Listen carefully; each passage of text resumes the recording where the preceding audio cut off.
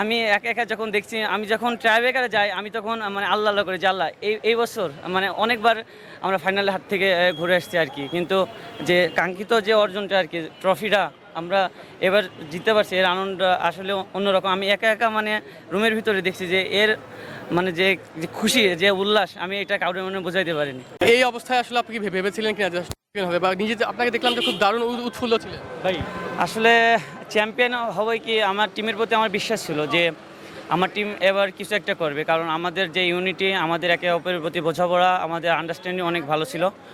আমি সাফ লেভেলের অনূর্ধ্ব 16 থেকে খেলে আসতেছি, তো শুরু থেকে আমার টিমের প্রতি অনেক বিশ্বাস ছিল যে আমার টিম এবার ভালো কিছু করবে। ভাই দেখলাম সবাই আপনাকে নিয়ে উচ্ছ্বসিত। Thank you. মনে হচ্ছে কি? আচ্ছা, এই অবশ্যই এটা আমার আমার অনেক মানে আনন্দিত আমি যে আমি একটা ইনজুরি প্লেয়ার, কিন্তু তারা আমাকে কখনো ভোলেনি, তারা সবসময় আমাকে স্মরণ করছে। ম্যাচ জেতার পরে আপনারা হয়তো দেখছেন যে মানিক, মিঠু কতটা আমার জন্য তারা মিডিয়ার সামনে কথা বলছে আর কি, যে আমার বন্ধু, আমার ভাই নাই মাঠে, কিন্তু আমি তাদের খুব মিস করতেছি। এই জিনিসটা আমার অনেক উজ্জীবিত করছে। দেশে বসে ফাইনাল দেখাটা কতটা কষ্ট ছিল?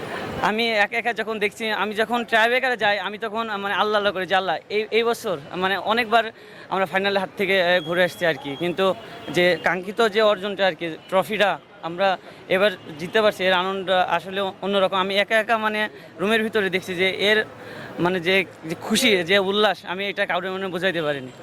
ওকে ভাই, থ্যাংক ইউ।